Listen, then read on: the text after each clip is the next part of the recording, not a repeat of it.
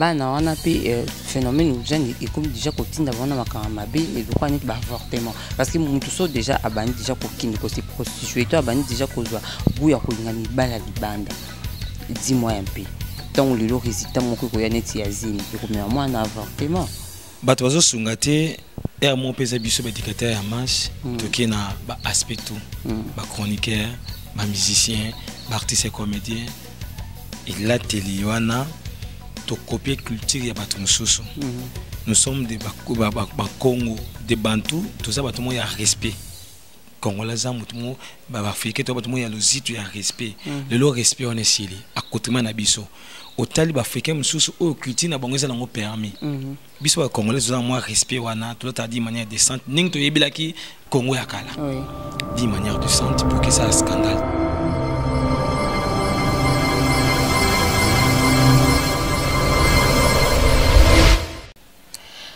Vous êtes branché sur Carmel Media TV. Carmel Media TV, chaîne Karamoko. Il y a YouTube où il y a la information vraie, fiable.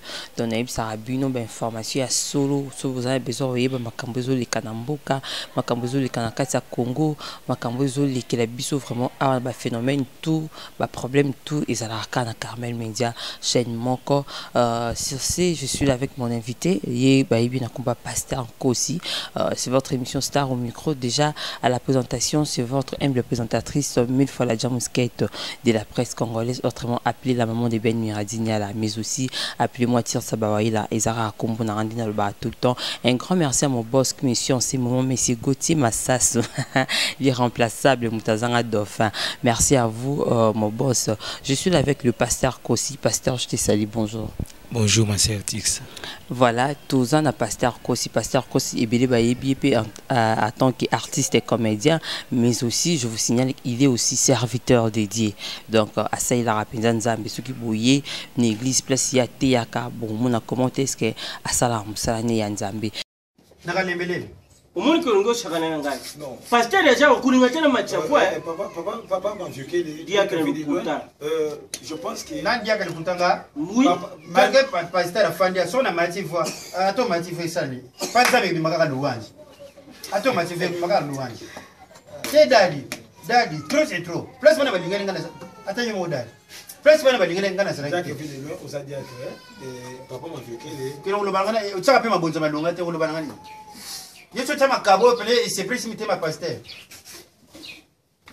Dimi, utara wa dimi na ngai. So que munga babilanga na bilanga ngwele, oyena mupige pinani de dim. Sia. Na changa mabunza malamu teme dimi. Ma kile to samba na nzambe tika nga kimia. Yo ndi banda tu yelo matadi yako chata action de grâce. Papa m'a vu que yango tena nini. Parce que dans zone parce que dans zone pesa dia que vit de loin na on tient la place de qui dia que ça serviteur dans cette église mais il faut ça partir ngam tu no yango ni sa église jayi non ya bible bina to abandonner ba ensemble na bisoté et on qui m'église pour la moto pourquoi oui mais c'est presque un mois mbimba pasteur Kossi to yiko talayo tout sur la norme qui par rapport à Makambo de Kanakati à Congo, vous en tant que pasteur, surtout phénomène Djana. Mais je m'aimerais bien avant tout banda, du solo au Pinzi, mais une biso awa, tout mécanon qui par rapport à séminaire biblique que vous avez organisé awa, dans l'église en church, n'a habité, c'est qui l'organisateur et ce séminaire est basé sur quoi?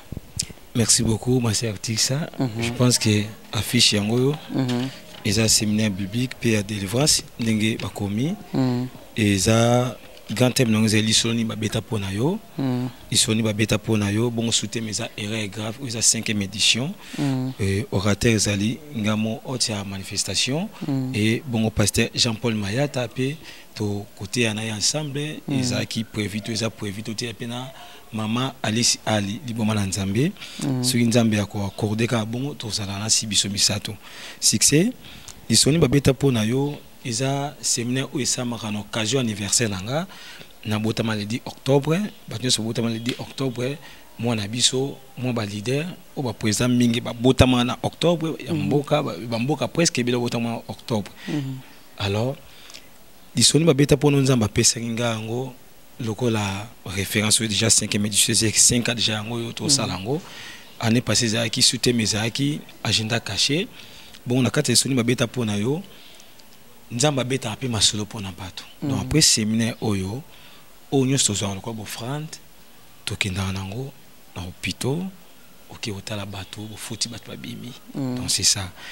Mais est-ce que c'est vrai aussi que non vous appelez ba offrande de coco soit ba don coco ta pour mima on peut na ba hôpital parce que et comme le quoi marché na bino ba pasteur on organiser bo séminaire et puis que offrande de côté ou sais qu'on beaucoup plus pour na ba vivre orphelin mais bato wana ba bénéficier en côté et comme non pour na poche na omoko. Je pense que bato yo ba message ko tala ba message to sala na internet ba malamu bato batala ka makambo pasteur ko sa sala na beki batamba ba malamu bandoko ba binde ko Rabi Mavinga ba ko benga ye akosa témoin confrère na Rabi Mavinga oui et eza bango nek tutambula mingi auto mona présence à pasteur Herbi Pakoti akoy ko confirmer alors na bimisi mbongo nanga pour bimisa ba fiche pour ça ba nini tout ça ba capo bio belé belé ngam na bimisi mbongo nanga mo suiza pour na lia mbongo se fona lia mbongo nanga mo on a bimisa alors ceux qui mutumora pesi donc mutumora pe asali ve moko bo akokisi na olion point likamni vomina lia oyanga moko ceux qui batwa zongi ba obatala ba oye ba mona déjà to kinana bo plutôt et belé to bimisi dernièrement na tu ko sala action ba acte amour tout ça qui appelle ba peut contribuer qui to te ko bimisa 10 personnes au niveau akin bongo na niveau ya province ya Congo central to te ko bimisa 5 personnes et ça comptait bakam sur toi assistaki dans les mois ta mardi ka oyo to ta orphelinat kotika kolimo ezaki donc tatina ki a partir à Suisse nzamba pambolo mama na Suisse na bombi na komona ye to te kotika pe moko ba mama za awa yaki na vélo mama mai to soki chaise roulante kotika la ndeko moise handicapé to pesa ki yango donc c'est ça donc to ça on a été pour na to liaka oya bato parce que babi on dit comment habitude va passer on a appel des fonds pourquoi c'est mieux comment nzambe a pambola muto a pesa biso autant net ba $1000 $2000 ba appel des fonds comme tout le temps dans l'église donc muto azana mbongo ti alors c'est retrouvé les sous te bo pamboler les sous te parce que il pamboler l'église de comment on dit na ndenge pour na ndenge bato ba pesa ba mbongo na bango. Non, c'est ignorance. Omoni mutlamtebi mambo sala. Nanga ko juger batuté pour na pouvoir na té. Mutuna mutazana mission to vocation o nzamba pesier pe mutuna mutu ayebi pourquoi asala o sala. Pour nous tant ça la même ton église, ton église nation moni bibende wana faut ton église en étage. Tant ça la paix des fonds bleu autour ba on to sombo on ba cité on bleu msueza on mpandi ba fi des requis to tonga. Appel des fonds biso to ça les apôtres ton église moi les apôtres église o ba zo apia na pambola bo na muto mutayebi siko faut tout ba passer on a yo zo ki pour ba pamba est-ce que ton pambola mi wana bango mais pour na biso so to zui to sela ka nzambe jusque là to sela nzambe ndenge bible komi e ba bi ba pasteur bo kuma olinga pe ba ndimi na ba profit mundimo apesa ka yo anda kuma muninga pasteur mundimo apesa ka te pasteur kuma okima e ba misusu pour ne pas citer le nom du pasteur misusu awaka na Congo na ibi kuma système pour mon pasteur faut dans nous les kana réception sombi fiche au remplir au pouvoir c'est le de France faut pesa mbongo c'est dit à quoi monte que musala nzambe zo beba. Je pense que au malban d'église au TP micro no tuni bato par rapport à l'église Antioche to ya pasteur Ekos ba peso témoignage pasteur Arabia Zawana ndekonanga au tuna ye ariso ki na Antioche awa jusque là to na makola Yesu Christ Nazareth to sele ndenge singi ban to zwaka ba mbongo te pona opesa soit message likuta pozo mbongo biso za bongo te to zwaka ton nzamba peso lia yo lie ya yote ya musala to za bongo. Donc au basala bon lokande bango tuna bango mais pasteur pourquoi ça la biso aweza sa complication eza bato benga biso ba téléphone eza raté ki a bengi non les non yambote à part ça ngana ki para social mututé to ba négliger personne car tu ne sais pas par qui passera ta bénédiction moto ko négliger lelo le bi mtana bénédiction na yo moso aza faible lelo yo to bi grave na kati grave to fonga makambe belé bandoko ba za chance Orlando lisoni ba beta pour na internet ba comprendre to fondement bébélé mususu de laza faible parce qu'ils a qui saison a été le biton saison est coca au regretté jefté bandokone ba bois qui est ba ça qui est moins grave mais tombe ya qui bazaka na posa jefté donc ke ba moto ko bois kalelo pour za faible l'église a jefté lobby au boroloki na kata bitumba donc c'est ça. Merci en tout cas, Pasteur Kossi, pour notre éclaircissement. Bananion soit poto, j'espère que l'invitation est en haut. Tout le monde soutenir mon salon Zambé. Pasteur Kossi, le 10 octobre, ça fait anniversaire. On est dans Binonion, ça, où beaucoup de gens ont participé, continuent d'abord. Donc, vous hésitez, parce que à relier au pays, donc, les a pour n'avoir fait là, na vivre à Kusungane Bango. Pasteur Kossi, phénomène Mouza Koreni, puis à Nakatia Kishasa. Phénomène Ujana. Mais évitez, vous avez un Congo, j'espère que vous êtes déjà au courant du phénomène. Si, Ujana na zo Congo trop. Na Congo surtout na Yolo, mukolo to saki na terre kanka na makamato kanisa. Na ko ikona mwa reta. No kaka Ujana, kiba pete Ujana. Ujana. Tone ko zonga bi mais Ujana eza centre moko oyo bazo former école de foot ya bana moko ba maman pito zana na groupe maman Agnès moi na beta na centre wana Ujana bazo former bana kitoko na bali alors Ujana l'excellent kaka jeune na shweli bako bana uko Ujana do zaka oza jeune do za centre ya ba jeune sikoyo lokola congolais ayebi ko récupérer makambo na lisungi ya Satan. Et comme lokola soba bengi Ujana ne déjà prostitué. Lokola congolais ayebi ko récupérer ba citation na lisungi ya Satan. Ya nzambe te me ya Satan. Ya Satan. A récupérer yango. Eza ba vent oyo yaka na mboka. Baya madoya bataminene toyoka ba nyonyo ba fioti ba krimusu eza diabolique o ba musicien ba obimisa to ba musu ba opesa ba kombo ba nyonyo ba fioti ba kadogo ba pipiu moni biloko yaka ba vane ya bekenda siko babike bana mike ba beta bana makasi ba Ujana siko bato oyo baza ya mabe babino bana oyo ba jeune fille ba masika baza ba jeune fille oyo bayebi bolingo leka ba mikolo ndeti bino bo elimisa ba benga bino ba mazembe ba benga bino ba vita bokoli biso ba Barcelone ba tibino ba lokolo ba mama bana oyo ba ina bolingo selon bango bolingo ya solo ba benga ba Ujana. Est-ce que comme non lokola so ba benga mo Ujana c'est que moi na libanda so ba benga mutu Ujana c'est que mutu mo boye bazana ba style na bango bazola ta ba soutienté bazola ta bien. Mais selon vous en tant que pasteur, selon vous pasteur Kossi, tant qu'homme dédié batio wana ozo lokola gardement ya ba brebis perdu. Selon toi tu juges ça comment? Ozo mo te ke bana baza ba brebis perdu au but l'église il faut ça l'effort pour récupérer bango. Qu'est-ce que l'église dit? Donc vous le bani. Premièrement ils ont vraiment satanique au Jésus en plein ya mabe ba Ujana oyo bato ba oleka na ba mission ko se permettre ko relaxer ba nzoto na bango mission bazani ba tie ba tatouage partout pour relaxer bato pour ko yesa bato bangonde ba yesi ba koli bangonde ba boss na bango pe ba kola là c'est un surtout qui na mukana na Apocalypse chapitre 12 verset 12 Bible bi likolo sepela puis bato bosana likolo mawana mabele pamba te Satan kiti vers bino aza animé na kanda makasi bi kaza na tamuki alors bato faut pas comprendre que Satan ici à quitter na mabele déjà babitala babi déjà mawana bato bosana mabele Satan kiti aza animé na grand colère abi ke taneza muki lokola taneza muki akosa makam na précipitation pour que bibi sa ba vie batebele pour que bato ba yongo phénomène aux jeunes côté or surtout qui na 1 Corinthiens chapitre 6 verset 19 Bible bini Bible lobi boyebi te ke banzoto na bino za ba temple nzambe oyo molimo mosanta vanda kati na bino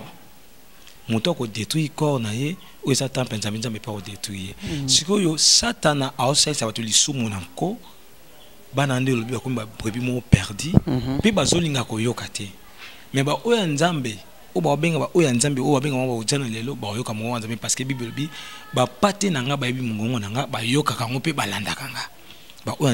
Mais si autant ba bungi ba yoka comment bino bo organiser ta ba campagne de sensibilisation te bo organiser ta ba activité moto en plein air juste pour parler de ça s'il s'agit à ba don beaucoup ko organiser mais le ko isa ko singa et le ko mo pona ba Ujana wana mais beaucoup ko organiser atate séminaire moko pe pona bango soit na ba place moko na ba terrain kankar en plein air bana ta ba obazo lika na musika ba yoka. Et ça, organisation singa mbongo, ceux qui lelo ba moyen zali to sable ka bongo. To monara phénomène ba fazer et Weranson à salarape campagne moya bongo, a suivi ba fazer récupérer bango parce que mbongo ezaki. Faute de moyens et pour empêcher maka mususu mais to za na nzambe o aza et aza na ba possibilité illimitée. Alors ceux qui nzamba tina mutema et qui nzamba a tie posa wana lisusu a pesi ba moyen na batamite malam to sa bloka bongo ko récupérer bana bongo parce que ezas ko be esprit place kat na bana babi. Savez-vous pas que votre corps est le temple de Dieu et que le Saint-Esprit habite en vous? Vraiment. Ce qui Saint-Esprit avant de quatre c'est que Satan n'aime pas place via possession. Alors tant que comme déjà possédé, faut forcément que spirituel puissance divine fait et benda ou la puissance divine fait benda motoana pour que motoana à côté na kata repentance. Alors pendant qu'on organise ba bloc wana et singa makambe belé. Ko ça la campagne na terrain à l'état faut foutre ba pesa bozongisa alors singa makambe belé singa mbongo ya mukete mbongo ebelé faut le instrument ya eux qui répondent bien pour que makamone qui le instrument na mbongo tant ça non à cause de la foi pamba il y a biso dans le 15 000 $ à cause de la foi. Dans le 15 000 $, faut ta sécurité, faut ta batasse, faut ta et singa makambe belé mais na bakati l'église to organiser séminaire bana wana pe phénomène ou jeune et comme déjà kotinda bana makama mabe et le quoi net ba avortement parce que mutu so déjà abani déjà kokine ko se prostituer to abani déjà kozwa buya kolinga mibala libanda dis-moi un peu tant le résultat moko ko ya net ya zimi et comme moi un avortement bato bazo sungate et mon pesa biso éducateur ya marche toki na ba aspect tout ba chroniqueur ba musicien ba artiste comédien il a teliwana to copier culture ya bato mususu. Nous sommes des Congo, des Bantou, tout ça bato mo ya respect. Congolais za mutumo ba africain to bato mo ya lozitu ya respect. Le respect on est sili à côté na biso. Au tali ba africain mususu o culture na bango za nango permis. Biso ba congolais za mo respect wana to ta di manière décente ning to yebilaki Congo ya kala. Oui. D'une manière décente pour que ça scandale.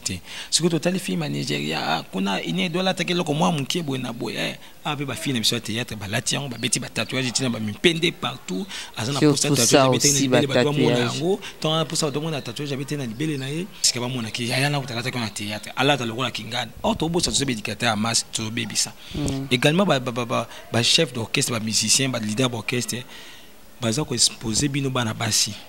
Bon là tu as bino mabe msusu sous vêtement pamba bina mwana na mwana ngo abosani ko nzaki tena scène abimission ngo abandi ko copie yango donc éducateur amasse peto bo makambo na ngo phénomène ujana ezu impact makasi donc c'est ça d'autre part média peut et contribuer makambo na mais ba konzambo pe baza pe gouvernement peut faire joie et joie parce que ce batemi be ko moko bo epona banana que mineur na boîte de nuit ba côté bana bana bakati ba boîte de nuit bazokota ba boîte de nuit na ba tirage na boîte bazokota na ba bato ba likolo ba homme marié même beaucoup mulanda pe bana wana si mutu musumu na pasteur moi sala kombo mais quelque part akindani pe abendani ka na mombo so tazwa bat mombo ba mimila ki basi bon na habité pour na pasteur bon pour na monité mais to mona kaka to kaka oka vie moko wana se déguiser lokola mwana ni mo autorité mo songolo pakala se déguiser ayena mwana mo mukina kata mutuka na ye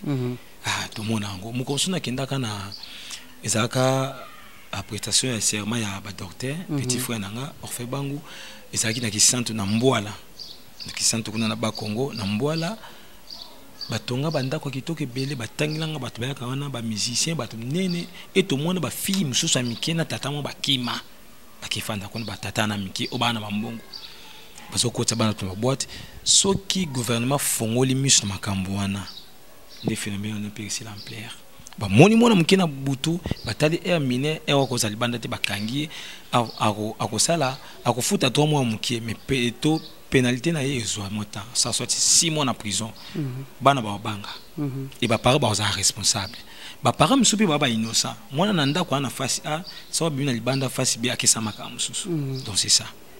Merci en tout cas, Pasteur Kossi. J'espère que ben pour son bozolanda phénomène janeza phénomène que je vraiment en plaire donc toujours qu'on souci parce que ton tout le makambo ce n'est pas seulement pour un sentiment tout le bon cas te pour nous botter la bosika to pour biso pe tout le baka parce que pour un sentiment non tout le bango juste pour te trouver la solution faut toujours ba remède pourquoi pour te bannir ba phénomène nyon sur les salama bin ba tout la na bwana poto olozwa ka mbongo na yo o gaspiller na makambo mosusu okoki mpe koya mpe na mboka osungi ata bano tobenga baujana parce que misusu mpe ce sont des enfants ka ya balabala bana pika ya nzela bakomi na mpe makambo mais soki osala te bacentre mode d'apprentissage mwana yekola ta kotonga mwana yekola ta mosala mwa ya maboko ekocontribue mpe kaka olia ogaspille bambongo mon vieux Jean-Marie Kabengeli Wakabengeli en tout cas de big citation à vous nayebi koza bon chose olandanga sans oublier mon vieux David Olit en tout cas je vous aime beaucoup phénomène Oudjana et un phénomène moko ekangi vraiment RDC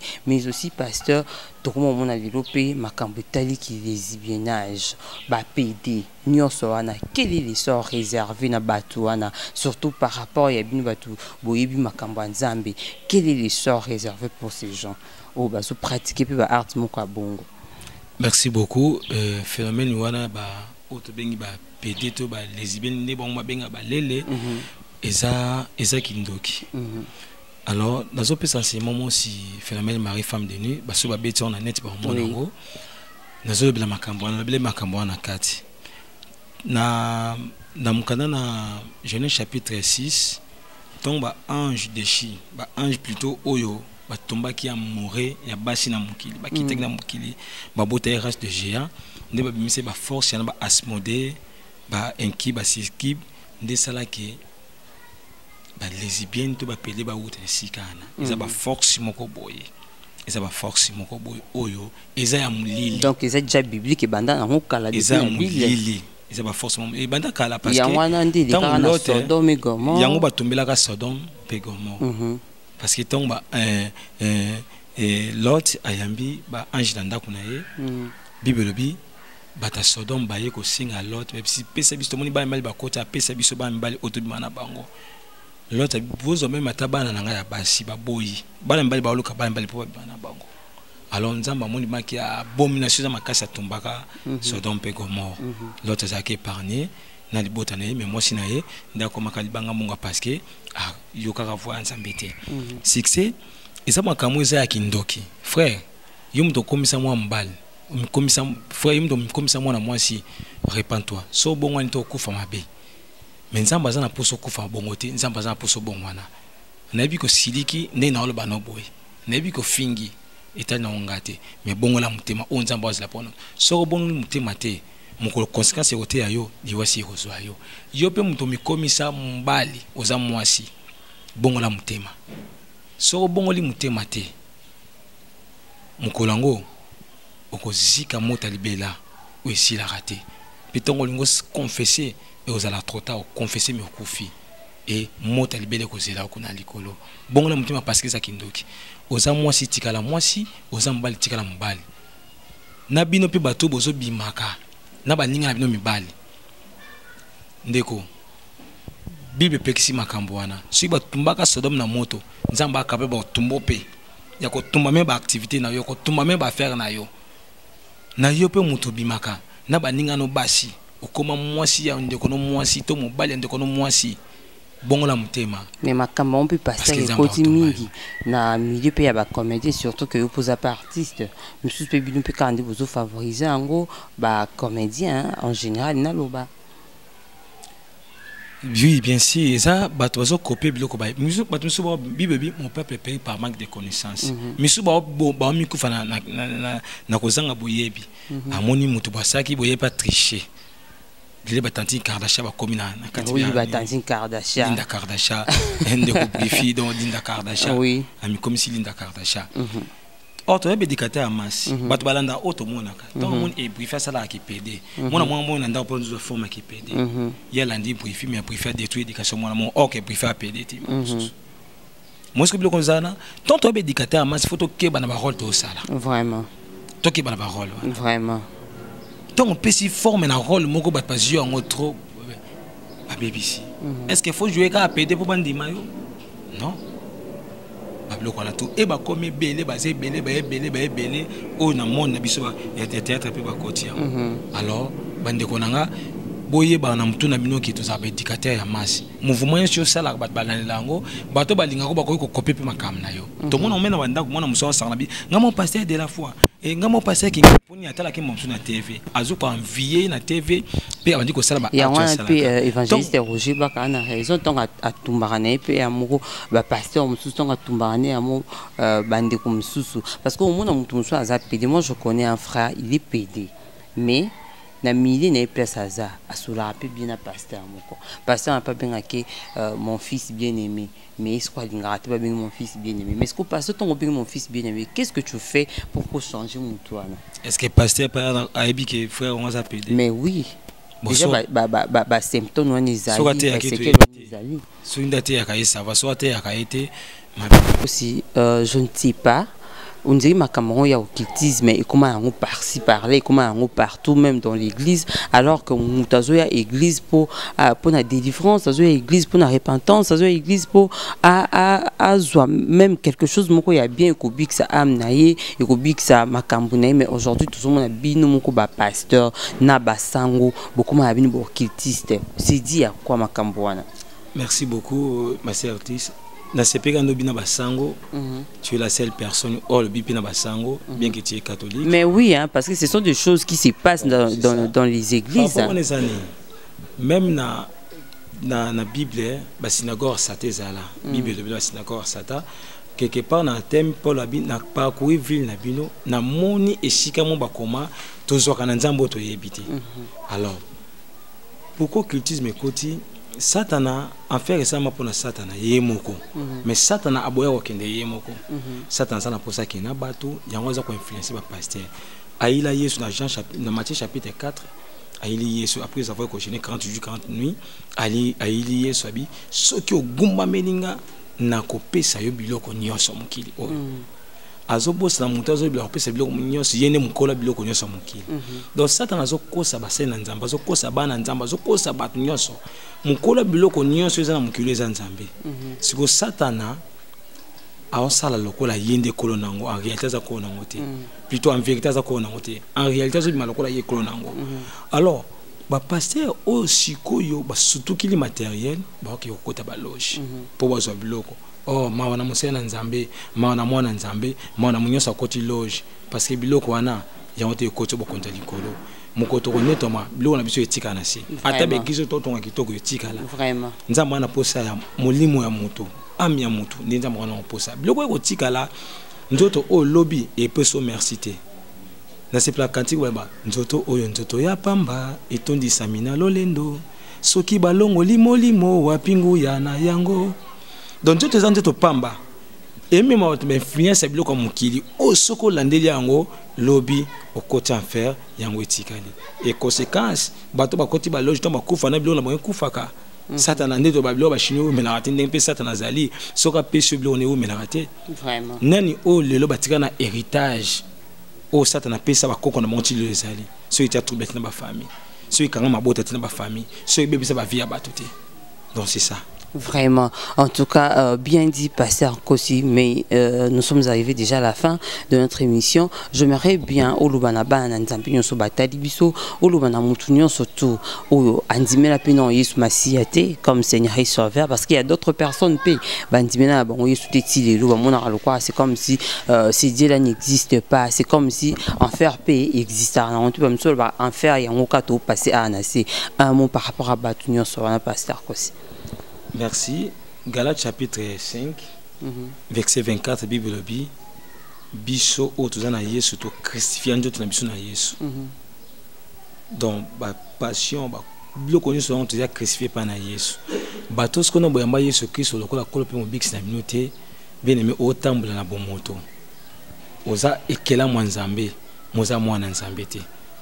Parce que na janda lobi na batonyo so bandimie batonyo so bayambi lokola ko pe big sa pesi bon bokonza benga bana nzambe longwa na longo ya bakelamu koma pe mwana nzambe po lobo ko koma pe musena nzambe succès sono yamba Yesu Kristo lokola ko pe big sa na occasion yango epesa melio na nzela nanga bi eza malamu te biloko bana ba pesa ngo epai na ba mboa alors cause la petit chanté Yesu mtabaki langage la cause la petit chanté yango kazo pesa mi poko koma pe mwana moto occasion yango yo fongola maboko na yo côté la race sociale na yo te côté l'autorité ça nangote, côté la bambongo ça nangote, côté la santé, côté la position, côté la mboko ça te, côté la relation ça nangote, mais mona moto o asala yo anga peso bomo Yesu Christ Nazareth, nenga bina mukada na Apocalypse chapitre 3 verset 20. Ce que voici je me tiens à la porte chez fois si quelqu'un attend ma voix soko yo ki mongo nzambe ko ndiksi mutima te fongola yeso ko takati na vanda kati na yo ndako lia akomilano elongo sambe na ngai elongo landanga na libondelo ba kolo Yesu Christ Nazareth na mitambo isaki ngai moko na yoki mungongo na yo na yambi lokola mukondi pe mobikisi na ngai kota kati na ngai fanda zo esika kati na ngai zo contrôle la vie na ngai na kombo na Yesu Christ que le confirmer malba oyo molimo santo pesa vie na kata malba oyo na kombo na Yesu Christ Nazareth na samebi amen. Na profiter na sambe pour la montrer sans problème quel que soit problème aux anango quel que soit difficulté quel que soit citation mon candidat tout kamo songolo pakala nzamba ko vision le bondeli oyo tant de Père Jésus que de Nazareth puissance na yo ezala déclencher na moment ndeko oyo ce qui problème kangi santé na e kangi musani zala ndela lisumu limisa ye petika kimia ne côté na bomo ndeko ozobela bikisa santé na ye kangola ye fongola ba porte kangama na vie na ye pese mukanda zo luka musala longole na kata bandoto mabe tikolo ba perte ya mémoire et côté na vie ndeko e longola kombo na Yesu Christ ndito sambe tobi amen. Amen. En tout cas, merci Pasteur Kossi. Merci aussi Nabino Sozaki, branché pour nous Rolanda Bisso, na Carmel Media TV. Un grand merci à mon boss irremplaçable Moutazanga Dauphin, M. Gauthier Massassou. Un grand merci aussi à mon vieux Jean-Marie Kabengele Wakabengele Moulouba Solo, un Moulouba qui se respecte. Merci à vous, David Olito. Merci. Mon vieux Mbozi Koulenga, Vinangamo Yakati. Un grand plaisir. Naïbu Keba, si gestion en bas, remarque Nayo, et ça l'a toujours plaisir à trop. Un grand merci aussi à Nol Dadi Massamba la parisienne. Chantal Charek, en tout cas, Mbotebele, Nalingo Mingi. Déjà, nous sommes arrivés à la fin de notre émission. C'est pas une émission, vous en avez besoin de recontacter Pasteur Kossi, numéro de téléphone. Numéro d'Angezali, plus 242 89 52 667. Plus 242 89 52 667. Surtout batale dit octobre tout bengana tout souhaiter bon anniversaire tout ça la vidéo et aux amala mi pour le communacolo. Merci. Merci en tout cas.